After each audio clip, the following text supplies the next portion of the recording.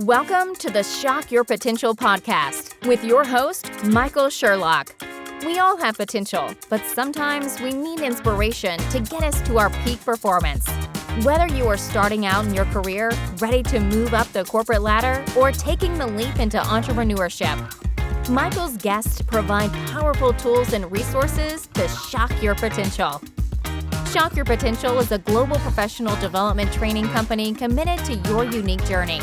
Learn more about us today at shockyourpotential.com. Listen in to today's expert. Thank you for joining us on another episode of Shock Your Potential, where all month long we are talking about how to maintain a flexible mindset in this brand new opportunity of 2021. And I, of course, am your host, Michael Sherlock, if you didn't know that already. My guest today has a lot of great info to share with us. And I think that her take on this flexible mindset is going to be very, very important. So joining me today with a lovely fireplace burning in the back, for those of you watching the video version, is Jill Ratliff. And she's an author, executive coach, and leadership speaker with more than 20 years of Fortune 100 human resource management experience. So she's been there with the biggest of the biggest companies. She's the author of a new book, which strangely enough, she decided to launch during a pandemic, called Leadership Through Trust and Collaboration. And she's also a longtime mentor with Pathbuilders, which is an organization that helps high-performing women accelerate their careers. And by the way, I was snooping around her LinkedIn profile, and I see that she also has spent a lot of time with junior achievement, which is one of my passions in my past. She specializes in leadership, executive coaching, and business and personal transformation, working with Fortune 500 and professional services firms to develop their C-suite. Really to help leadership in the C-suite area. Amazing. I love talking about this, helping them to not only be high potential leaders, but to reach their full potential. She's also managing partner at JMR and a senior advisor in Beecher, Reagan's leadership and advisory practice. So joining me today is Jill. Thank you so much for being with us today. Hey, Michael. Thanks for having me. I'm excited. I love it. And yes, I'll definitely want to talk about junior achievement. I spent several years in my career being a part of junior achievement classrooms in my hometown of Spokane, Washington, and just such a passion project for me to be involved with them. I actually, strangely enough, tried to get involved again a couple years ago in Philadelphia.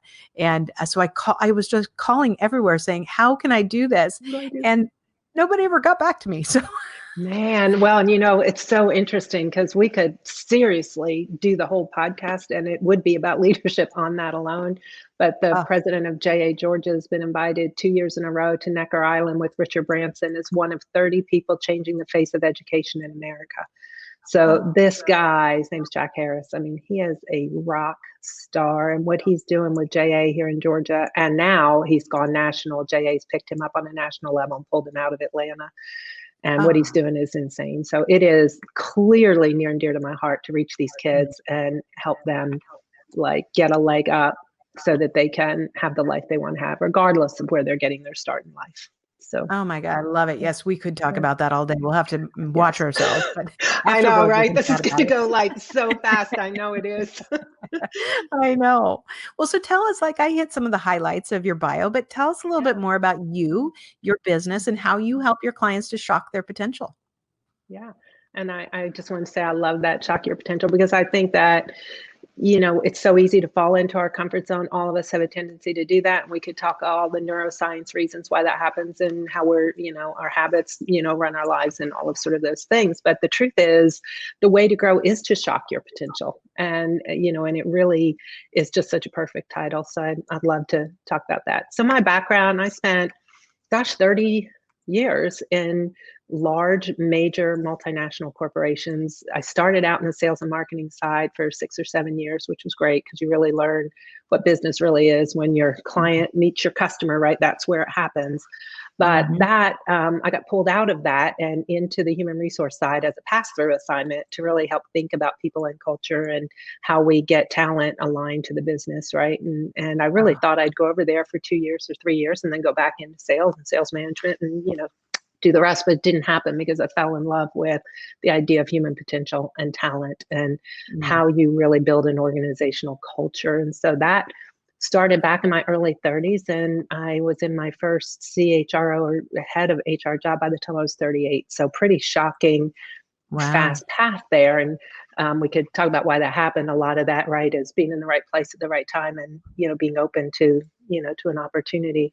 But that being said, I spent the better part now of my career, 30 years, thinking about how do we develop our highest potential, both for ourselves, for our leaders, for our organizations. And what I have to tell you is over 30 years, I found mostly what doesn't work, to be honest. So, we had our thumb on the pulse of the right thing, which, as an example, engagement, right? We all learned, and Gallup sort of crystallized it for us 15 years ago when they said, engaged people are happy people serve your customers well, and you need to understand what's going on with engagement. So as HR professionals set out to grab that and create initiatives and roll engagement out and do engagement studies and surveys. And, we've been at it 15 years. And if you believe anything that you read, engagement's gone down every year since we started working on it. So right idea, right intention, poor execution. And so that's one, and I'll set that aside for a minute. We can come back to it, but that didn't work. And then trust, right? We all know you got to build trust in an organization. We all know that people, do better when they trust their leaders. We all know that trust is broken, not only on a global level. I mean, not only on a business leader level of, Enron and so many things that have happened where we've lost trust in our business leaders, but we've lost trust on a global level in our government. And for, again, good reason, right? Things are not going well. We've learned and seen that there's more divisiveness in the world today than ever before, or we're seeing it and it's being allowed to surface up to where we can't ignore it. We are being shocked by the truth that we have known for a long time, shocked into doing something about it finally. And I think that's great. So I think building trust right? You've been in the business for a while doing the people thing. And, we take people to offsites and we put them up on poles and, you've let your colleagues catch you. And I love Brene Brown, by the way, brilliant woman, but, you put people in a work environment in a situation and you dip them in the high vulnerability category. And then they're all safe and protected because you've designed a structure where they will be. And then you send them back into the bright lights of the work environment where they no longer have that safety and that bubble around them. And they don't know what to do, right? They don't know how to fix broken relationships. They don't know how to communicate across our differences when, and here's my whole thing I'll share you, when things are not going according to plan. And to be honest, there's a lot of leadership books and a lot of leadership people and brilliant writers and authors like John Maxwell, right? The 21 Irrefutable Laws of Leadership. I pick on John a little bit because the 21 Irrefutable Laws of Leadership on Wednesday morning, when you're in a breakdown in a meeting and the IT people and the ops people cannot get on the same page and communicate, which of those 21 laws of leadership are you going to pull out of your hip pocket, right? Like, I don't even know what the 21 laws of leadership are, and I've been studying leadership for 20 years. So the point being that I think we need to rethink how we connect as humans, how we communicate across our differences when things are not going according to plan, when we're pushed up against, when we have a conflict, when we're stressed, which, by the way, now in today's world, pretty much is every day. So it's become a life skill because the overwhelm, the chronic stress level, the demands of our always on 24/7 technology world. And then just for the hell of it and for fun, let's throw a pandemic in there on top of it just to make it interesting, right? It was already hard enough. And now it's even more. So all of that, sort of, right. So all that I was wrestling with, all that I was trying things, what works, what doesn't work. If we're on it, then why aren't we seeing healthier, happier people, stronger cultures? And again, some organizations, we're starting to figure some things out and do some things, but in the collective, we were still not being successful at creating healthy work environments. So that was going on in my life. And it's sort of my background and my passion and what I love. And then something happened in my life that changed everything about how I look at everything.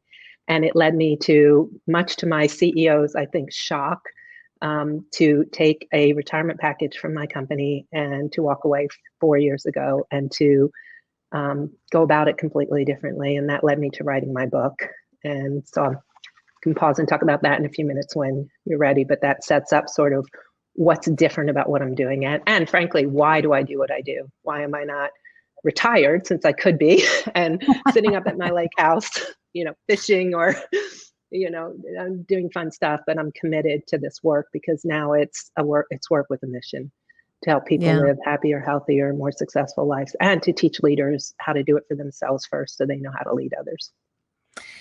So many things as you were talking struck a chord with me. And I think, one of the things that I've seen with people during the pandemic, and a couple hours after we're done taping this episode, I'm actually presenting to a couple hundred leaders at a Fortune 100 company, and we're talking about building trust.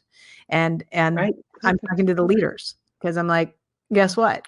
It's a two-way street, but you have the right of way. You've got to make the first move. And it reminded me of when I was a couple companies ago that I was with, and we were merging all these businesses into one umbrella. And so there's a lot of stress. There's a lot of pains. We're creating new processes, every moment there's everywhere something falling apart somewhere. And a brand new CMO. And so she's, taken over this marketing team that's never had one head. She's like losing her complete mind. Loved her to death. And all of a sudden one day, my phone just started blowing up. And, you're just kind of watching this going, what's going on? We had put out ads. So we had 500 locations for this, retail environment. And all of my locations, all their ads went out wrong. So they went, the wrong store, wrong phone number, wrong dates, like everything wrong. And all my sales managers are calling me going, why are they doing this to us? They screwed us over, and they're just losing their mind. And I'm just still sitting there looking at my phone going, all right, first of all, what call do I make first? What do I want to say? Hey, and that's it, isn't it? Michael, that's it right there. We don't need help when everything's going great. So the only door I go in, and by the way, it's funny you say that, because my point of entry with my clients, and almost always, is transformation and change. We have leaders who have to get this organization through a major transformation and change. And what I know at my age and stage of life is there is no organizational or business transformation without personal transformation being the mirror image of that, the opposite side of the coin. Absolutely. So if you don't understand that, and you don't even understand what that means, so that you can lead yourself first and then be able to lead others, to your point, if you don't know what to do when that phone is blowing up and it's coming at you, then your potential to lead anybody else through that goes down pretty dramatically, right? So I love that story. Yeah. Well, and luckily I feel like I made the right move, because number one, I called the CMO first, and I just said, hey, how's it going? Hey, what's up? Like, oh my God, because she'd been beaten on every side of the coin, and I'm like, she's like, I don't know what's happened, blah blah blah. I go, take a deep breath, we'll figure this out. But tell me what I can help with, what we can fix right now, and then I'll deal with my team. But as I started talking with my team, and they still wanted to rant on why marketing screwed us over, I said, do you really think marketing department, or any department in this company, people get up and say, you know what I'm going to do today? I'm going to screw somebody over. I can stick it to you. Yeah, I know. I'm going to waste a lot of the company's money. Like, they didn't do that. There's something broken. So before you throw a rock at them, can you figure out maybe how you could help them? Let's figure out. And we found out a whole new way to operate and create some streamlined processes. But, when in those moments of stress, to your point, if we react with our gut that doesn't have the ability to stop and think with a clear head, we do so much more damage. In that moment. And that's, again, a lot of my perspective. I always like, it's moments, like, folks, it's moments in your day where you get to decide something as a leader that could make or break everything that's going to happen. And frankly, it's moments strung together in an ordinary day in and day out, that make the quality of your life, the quality of your impact, the quality of what you leave behind in your legacy. There's no grand plan that in 2 years or in a year, or when you hit this milestone. It's built moment by moment, hour by hour, day by day, week by week. And if you just pay attention, not to every single moment, right? Because that would be hard, right, but to the moments that are pushing back on you, to those moments when people don't know what to do, can't get out of a situation, can't think clearly. If you have that skill set and you know how to, in that moment, turn that challenge on its ear, so many brilliant things come from that. Innovation comes from that. Trust is built from that. Collaboration is built from that.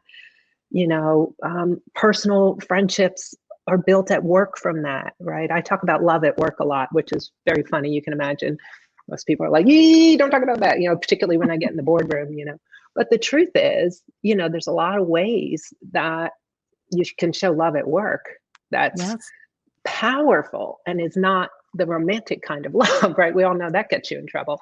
But there's ways to show absolute sort of agape, like what you just described. When somebody has gone down, clearly, one of the first ways you show it is assume the problem, not an intention that had, was clearly not what happened. Yeah. Right. And I love that. I'm going to write that down. Assume the problem, not the intention. Right. Because, and one of the biggest things I always say is the first thing we have to change is our belief system about problems. That's our biggest problem right there, is that we think problems are problems. And how could it be any other way? Like, how could life be anything other than problem solving all day, every day? And isn't that the game? Like, isn't that actually what you get hired to do? And as you move up in leadership, aren't you actually getting paid to solve bigger problems? Like, that's what we came for. And yet we turn the fact that we have a problem into a problem, which is where we're off the mark right there. Right. And that's when, I see people that, my husband and I, we have this kind of statement where we always say, we are allergic to drama. But there were times in my life and in my career that I ran right into drama, and I don't want any drama anymore. And so there's something that's really peaceful when you say, okay, so everything's on fire around me. Everybody's running around, catching that fire and moving it faster, little firebrands.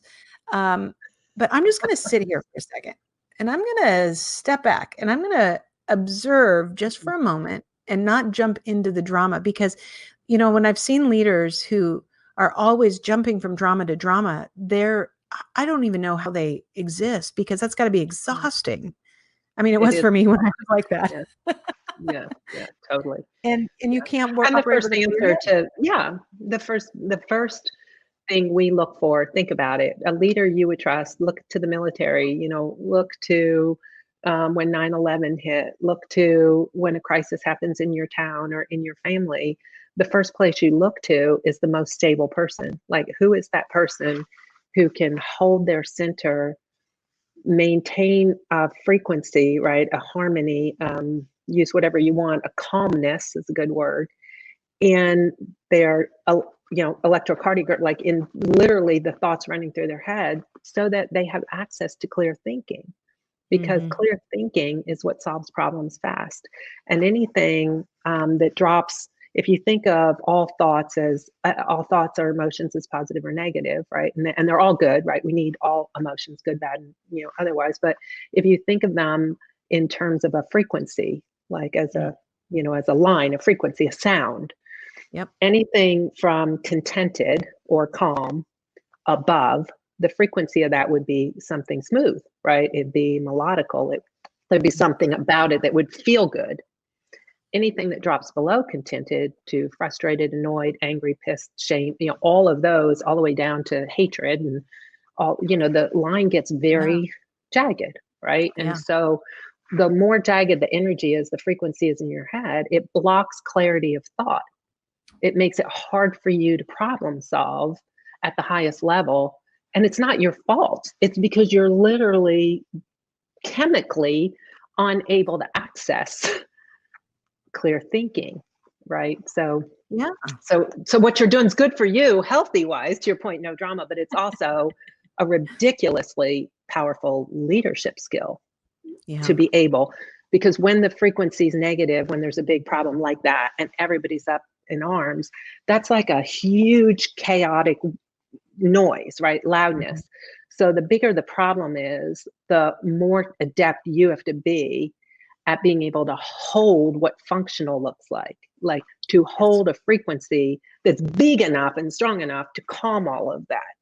Yes. Right. So, and that's a skill. And that's, I think, what people don't realize. Like, that's a learned behavior. And you have to learn it and you have to practice it, which, and it's going to prompt me to ask you more about your book, but I just want to share a thought with you, because the reason I wrote my first book, which is called Tell Me More, is that's the one I read. Is because I had made so many mistakes and I was Right. constantly trying to fix everything so that I could keep in motion in this high energy to keep it going, that I unintentionally kept my management team always in crisis mode. Yeah, totally. Yeah, they're like, Michael, I have a problem. I can't tell you how many leaders I watch do that. And you do too, because you do this, right? It's we don't see it. We don't notice. Well, first of all, we don't even know to notice. We don't even know to think of it this way. So step one, and I love when you said mindset, because it all starts there. Like Einstein said, when you change the way you see things, the things you see completely change, and then you have a whole new set of possibilities, right? So everything starts with the mindset. And then from that, there's all kinds of choices and options and skill sets that you can practice. And by the way, many of which are so simple. And I know you've talked about this. I know you've had guests on that talk about this, but simplicity is a huge part of my message, because we are so brilliant, honestly, in our left brains. Like, we are so damn smart that we have to make everything so complicated so that we feel like we're exercising all that brilliance we have. But the problem with that is we already know more than we can do. We already are too smart for ourselves, right? We know we shouldn't eat the cookie if we're trying to lose weight, but do we know how to not do that? So it's not like we don't know that we should treat people with respect. It's not like we don't know that collaboration is the best solution to creativity in the workforce. It's not like we don't know that trust is an essential element to build a safe environment for people to work and learn and grow, make mistakes, and know that they're okay. We know all of that, but we don't know how to do that in the stressful moments. We know how to do that when everything's going good. But as soon as we hit the bumps on the side of the road, right? As soon as the car starts veering off and you hit that, we react, we jerk the wheel back onto the road. And we don't know how to, bring that stability, clarity, calmness, and, collaboration to problem solve when you're up to, the deep water. That's true. Well, and I think that'll lead right into our topic. And that is, I really wanted to have this sense with people that, we've left 2020 behind. I know it's just symbolic, you change the calendar over, but there's something about a new year, whether it's an idea of resolutions, whatever, fresh start. But if there's one thing I think we all learned last year, is that you can have all the plans you want, but there's always going to be something, sometimes disastrous, unexpected, that changes it. And so my theory for this month is to really, throughout January, not only have a new year, but really help our brains become more flexible, so that we're not trying to jerk the car back onto the, road because we've gotten sidetracked a little bit, or, to help us maintain some more flexibility, so that, that we handle stress differently, that we handle situations differently, and maybe not so much of a knee-jerk reaction. So, what are your thoughts on this? Yeah. So, and that it does, and I would love to jump into sort of that really powerful inspiration from my book, because that'll sort of put a glue around some of what I'm saying. But I think the first thing that it kind of comes to is trust and belief, meaning if you don't start with a belief that it's all good, that we're exactly where we're meant to be, that problems are going to come. And they couldn't not come, like it couldn't be any other way. How do you know that? Because this is the way it is. Like, so to your point, we don't get to control it. We don't get invited to every party. We don't get to see, what the other 8 billion people on the planet might do that could affect us. So the truth is, you have to, at some point, you have to know how to lean into the ability that whatever life throws at you as a leader, or throws at you in your personal life, you have the capacity to problem solve through that. And how would you know you do? Well, I say to most people, look at the history of your life. You're still here, right? I mean, everybody has a story. If you and I sat and you told me your life story and I told you mine, there's quite a few bumps in the road, right? Some of them are pretty big, and yet here we are. And in my world, when we're here, when we're not anymore, then it is all good at that point. So we really don't have anything to worry about once it's all over.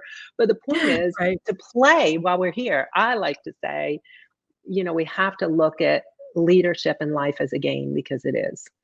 And you got to play to win, because you've been given all of the tools you need to play to win. And we're using such a small percentage of what God gifted us with to be able to navigate whatever comes our way, and not to solve every problem in the world or every problem anybody else has. That's not our job, but we're given what we need to show up in our strongest and best way to deal with whatever comes to us. And by doing that, by knowing and learning how to do that, you then become the light, right? The North Star, the hope for people who want to do that and don't know how. So I always say, after 25 years of doing leadership development programs for companies, I'd throw them all out. And I've seen them all the major universities, Duke and Harvard, and all the companies that do it. And I'd throw them all out, and I'd create a really powerful inner-directed course called Lead by Example. And I would teach people how to do that. Because if you can do that, you not only solve problems better, faster, and more effectively, but by your example, not by your telling or teaching. Nobody learns by being told. They learn by observing an example that they could see in themselves, the capacity to be that, do that. And they want to, because I believe all of us want to be functional. We all want to be strong. We all want to be successful. Nobody goes out and says, I want to be a jerk. A lot of us can be a jerk on any given day, but not because that's what we want. It's because we don't have any capacity to know how to act differently in that situation when somebody got our goat. And I always like to say, if somebody gets your goat, it's because your goat was out of the barn. Like, somebody can't get your goat if you keep it protected, right? You keep it within. Fix them. Close those barn doors, and that's another way of saying, learn how to not take other people's problems and stress personally, and be able to separate. It's what you just said. You have to be able to separate as soon as there's a conflict, a problem, a paper cut. I don't care how small or how big the problem is. You first have to be able to separate yourself from the problem so that you can look objectively at it. Then you have to decide, is it my problem or somebody else's? Then you have to decide, if it's mine, what do I need to do? And if it's somebody else's, can I help them? Maybe I can, maybe I can't. But if I can't, then I'm going to walk away and do no harm. I'm going to leave the problem with the person who has to solve it. And I'm going to give them every thought that I have every confidence that they've got this. And I'm going to get myself, because we start solving everybody else's problems thinking that we're supposed to. And think about that. Like, when you have a problem, do you really want all the advice you get? We don't want advice. But because we talk out loud about our problems to other people, they think we want their solution. Husbands are the best, right? Try just saying anything to your husband without him telling you how to solve that problem. Exactly. It doesn't matter, because men by and large tend to, just think they have a lot of answers to everything because they're supposed to. And two, they don't like anything too soft or, again, women were used to living in the emotional world, right? And being with it and, wrestling around how we feel about things. But most men don't like that feeling at all. They're very concrete. They want. My poor husband. Oh man, he's very analytical. I'm clearly not. Right? Exactly. Well, mine is too. Absolutely. And my daughter, great example. My daughter, back when she was a kid, like, I don't know, 11 years old or something, on a Saturday morning, she's gone to be with her friends and she can't find anything cute to wear. And she's crying right in the kitchen. And my husband's like literally explaining to her, like, how many clothes she has in the closet. And that he's actually trying to, and I'm sitting behind her going like, but the same thing happens at work. The same thing happens at work. You're a leader, you're a manager, or you're a colleague, and somebody blows into your office because they have a problem or something's wrong, and then you jump in and you start problem solving. And the truth is, most of the time, they're actually not even asking for you to solve the problem. And then when you tell them the answer and they don't take your advice, then you get mad. Now you got a problem. It's funny. I have always, with all the businesses that I've worked with, and prior to going back into corporate America, I had another company where I worked with medical practices. And so they always brought me in, the docs brought me in to build their profit centers. So I, taught them how to make money with, ancillary parts of their business. And so that always meant that I would basically kind of take over the role of the practice manager while we'd go through this transition. So I would run staff meetings and all those things. And every time I would come in and I'd say, so we've got a new policy, and it is a zero gossip or complaining policy. And I always love saying that, because then you look around the room and everybody's like, what? You can't do that, or that's never going to happen. I'm like, okay, here's the reason. If you have a problem, let's fix it. If you don't like Sally because she doesn't show up on time, or she files her nails instead of, answering the telephone, then let's fix it. If you're complaining about the doctors because you don't think they pay you enough, we might not be able to fix that, but let's talk about it so we figure out different solutions. And whenever I'd come in there, any office in the beginning, they were mortified by that. But by the time I'd leave and we'd be done with that transition stage, they'd go, it is such a nicer place to work here. I'm like, yeah. Exactly. All you do is sit around and bitch with each other. You're never going to solve anything that's truly wrong. Right. And nobody's ever going to know what's truly right. Well, and so back to that though, right? The greatest model about that is to when you do this exercise around when there's a problem, notice, and I always say this, the person who has the problem is the person who's complaining. So that's how you know whether it's your problem or someone else's. Whoever's complaining, that's the person who has the problem. Now, step one in this practice is to notice when that's you. Notice when that's you, right? And then as soon as you get used to noticing when that's you, then your antidote out of that is learn how to ask for what you want without complaining. Learn how to ask for the support that you want without it sounding like a complaint. And so I can give a billion examples of how you can do that no matter what the problem is or what somebody's doing or saying or not doing. There's always a way to ask for what you want without complaining. So learn that and then model that for people who have a problem. That's so much more effective a way to help people stop complaining than to tell them they can't complain, because most people don't have another method. Like if you tell me not to complain, well, how am I supposed to fix my problems if I don't go complain to the person who, right? So they get stuck in a crack. So it's like, again, it's mindsets. It's learning to look at something completely differently than you've ever looked at it. And then here's the really fun part. It's learning to look at your parents or whoever the authority figures were in your life when you were little, so that you can see who taught you how to handle stress. Like who taught you what to do when you don't get what you want? And you can go, oh, my mom did or my dad did. Well, which one of their strategies did you adopt? And then let your parents off the hook, because they didn't know either what to do. But you'll notice, I always say my mother's strategy was the best defense is a good offense. When you got a problem, you go harder back at them than they're coming at you, because, right, being a woman in business 35 years ago was no easy shakes. So her strategy was like, you got to get out in front of them. You got to be smarter, quicker, sassier, saucier, sharper, do your homework more, like all of that stuff, which honestly carried me pretty far in my early career. Like, so I ended up moving up the food chain pretty fast, but it did not work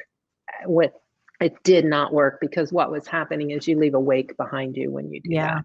Yeah, you leave a trail of bodies. It may be a short-term effective strategy, but it's a really bad long-term strategy for how to build trust and collaboration. It's not it's not good. Yeah.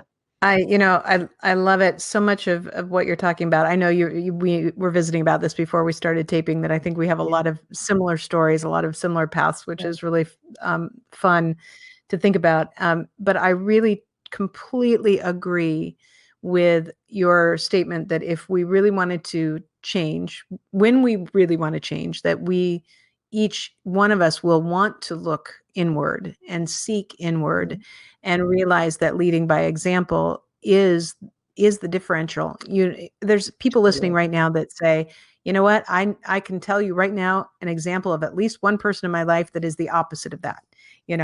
The one person in my work, one person in my personal life, and many of them have a lot, but then the ability to then say, okay, so that person doesn't live that way, but do I live that way? I want to live that. Right. And by the way, you lead by example anyway. You just might be the example of The people wrong way. say, I never want to lead that way. It's still like they're leading by example and they're teaching you something, but they're teaching you how to be a better leader than they are. Right. So one way or another, you're always leading by the example. But the point is just, could you be that person who is just being the truth of who you are and strengthening yourself to meet life's challenges and change and transformations that come at you, whether you were invited or not invited, whether somebody asked your opinion or didn't, whether somebody made a mistake intentionally or unintentionally. Right. Can you meet that from a position of strength? Then that will show people what it looks like to lead by example in the best possible way, as opposed to become the model for what people say, wow, if I ever get to be in a leadership role, I'm not going to do that. And people do it right with your parents. You say, wow, how many of you said, this is what was great about what my mom did or my dad did or my parents did. But by the way, here's the things I'm never going to do that they did. Right. So our teachers always teach us in lots of different ways, and you can learn either way. It's all good. But it really is, it's an inner game. And I always say that one of the challenges, and women in particular, I think we have, is that we take responsibility too seriously. When we say responsibility with an I in it, Respons-I-bility, meaning everything's up to me. I have to fix it. I have to do it. I have to be on it. And I encourage people to change the word responsibility to response-ability, meaning I have the ability to respond to anything that life throws at me, or to any situation or person or conflict that comes at me. What's my ability to respond in a way that I would be most proud of myself if that were being taped and played back for me, or in a way that if my children were watching, they would say, holy crap, man, you were awesome in that meeting, or you were awesome when that happened. So but women, again, we don't get that because we think, again, that we have to fix everything. We have to take on everything. We have to hold ourselves to some ridiculous standard of what, I don't know, but, to compete, to be successful in business, whatever it is. Right. And so I think that's one of the mindset shifts that I get people to turn on it, turn it around. I love it. And that just told me what the name of this episode is going to be: responsibility versus responsibility. I-bility. I got it. I'm going to do it. It's on. And it would stop you. That's what happens to high potentials, right? At work, right? They get a performance penalty because they're so responsible that they're just going to keep getting more and more and more to do. They're afraid, particularly if they're younger, right? Up and coming hypos, they're afraid to say no or set boundaries or take care of themselves or speak truth to power in a productive and thoughtful, intelligent way. So they just keep taking it. And then finally they're like, I want to go get a life. I don't want to, this isn't what I want. Burn out. Right. So, So it affects us in a lot of ways when we. I used to say the reward for good work is more work. It always is. Right. So that's why you have to understand, right, how to ask for what you want from a position of strength, not from a victim or complaining or problematic standpoint. You have to be able to do that. And that's an extraordinary power. It's a superpower if you learn to do that. Yeah, I agree. I absolutely agree. And I think that, it is something that everyone in their career, once they find that position, they find peace when they know that now they're operating from truth and good communication and not trying to feel bad about it, not feeling aggressive about it. Find the real way to communicate that your needs are met. Yeah, totally. And that every day, right, can be a good day, literally. I mean, you don't have to wake up afraid. And my whole journey started when I noticed that every morning, as soon as I was awake, as soon as I was conscious, what I noticed was a pit in my stomach, like what I had to do that day, what I had to get done, what did I maybe not think of? I was afraid to open my email because, again, I had a lot of responsibility at a young age. And I literally had this, when's the other shoe going to drop? When am I going to drop a ball? When is this going to be bigger than me? When am I going to get, when am I going to step on that landmine? And oh Mhm. my gosh, like it was When are they gonna find out I insane. can't do it? Oh my God. And it was just crazy. So now I have Mm. a 30-year-old daughter, and she's a COO in a digital marketing startup firm with the CEO, that one of the 5 that started Razorfish. So she's 30 years old and she's in a crazy job, like for her age. And she's killing it, loving life and having fun. And she's just like, Mom, there's my friends are want to kill themselves. Like, but for you teaching me an entirely different way to own myself and to know how to set boundaries and say no, whether it's a CEO or anybody else, and how to, you know, see problems and stress that comes at me as like, bring it, like, I got this. Mhm. Yeah. Is just, you know, she's, and I look back and I'm like, you know, it makes me smile. And it's why I do what I do, because there's so many things I know now that I wish somebody would have told me when I was, you know, that age. So, So true. yeah. So true. Yeah. Oh, God, Jill, we could talk for hours and hours. You're right. We need I to know. when That's what I this, said after I looked at when the your world stuff. I'm like, we're just like kindred spirits in the way we think about things. So we would have really, I'm gonna plus find we you, we'll probably find a have a bottle lot of of wine. laughs. That's so perfect. I'll come I down to think so Florida. too. It's all good. Yeah. I'm on the in Atlanta. I'm not that far. You can buzz So up we'll here have too. So that's true. Just one short plane ride away. So I know we'll have that's all right. your contact information on our show notes, but, just in case somebody wants to find you right now, what's the best way for them to look you up? It's really easy. It's Jill Ratliff Leadership. www.jillratliffleadership.com is my website. So it's just my name with leadership. LinkedIn, it's Jill Ratliff on LinkedIn. So and Instagram, it's Jill M. Ratliff. So it's just my name everywhere, and pretty easy, you know, pretty easy to find. So I Excellent. would love the conversation. And like I said, I think that, you know, in some ways I've been ostracized by my own community, the, you know, world HR leaders, because so much of what I talk about, think about, and advocate for is quite opposite of what we've been doing for a long time, like 14-page performance reviews and 360s. We could get into a whole story about those. And I mean, there's just an awful lot of things that I think people who are working in the field of human resources and people and culture, and anybody who's passionate about leadership, so much of what we've been taught is academically brilliant and wildly impractical or ineffective when we try to implement it, because it's pointed at telling other people how to do something or what they should do or how they should feel. And, you know, think about the last time you were really upset about something and somebody said, Michael, just calm down. What did you want to do? You want to stick an ice pick in somebody's forehead. When they tell you Yes. to just calm down, like, don't tell me to just calm down, right? So every strategy that us great, stable, you know, smart leaders think we have for how to help people who are in stress, by the way, which is most of the people that work in organizations, doesn't actually work, because you're meeting people from your position of strength, not from their position of weakness. You're making them wrong right out of the gate, Yeah. rather than demonstrating or showing people what it looks like to stay in your power. Like, what does it look like to be okay with problems? What does it look like to know that people get upset and scream and yell and say things they don't mean? It happens. So what are you going to do? Blame them? Take them to court?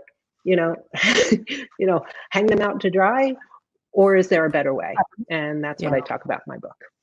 I love it. So before we go, do you have any last words of wisdom or pearls of advice for my listeners and viewers? Just lighten up. Just lighten up. Don't take yourself, leadership, even the world, frankly, so seriously. And that's with no disregard to coronavirus or its challenges or people who are affected by it with job loss or anything else. I'm not minimizing any of that. Mhm. At the same time, for millions of years, we've been figuring it out. There's Yeah. nobody more brilliant than we are, embedded with divine intelligence, the ability to solve problems, the ability to come together, and honestly, change anything we decide to change. So let's just trust that 2021 is going to be a better year, because we've learned a lot in 2020. We're different people than we were going into 2020, and for the better. At least Mhm. more of us, right, have learned something. And that learning is going to pay great dividends in 2021. And, you know, I'm going to, you know, stick around with very high hopes for all the really cool things that could happen. And I became a grandmother in 2020 with my first grandchild. So 2020 rocks as far as I'm concerned. I love One it. of the best things that ever happened to me happened in 2020. Aw, So that's albeit with all its challenges, I think connection to each other, focus on what matters, and optimism that we have every potential to build the world any way we want to build it. And we're getting better all the time. I love it. Jill, thank you so much for being my guest. I am so glad we have connected. Me too. And I hope we can, stay connected. It would be really fun. I think we're out doing the same work. And, I love the way you approach it and the way you think. And so I appreciate just having you in my tribe and my network. So. Thank you. Thank you for joining us on another episode of the Shock Your Potential podcast. Learn more about us today at shockyourpotential.com, including details on Michael's 2 best-selling books. Tell me more, how to ask the right questions and get the most out of your employees, and sales mixology, why the most potent sales and customer experiences follow a recipe for success. And as always, don't forget to subscribe, rate, and like us today.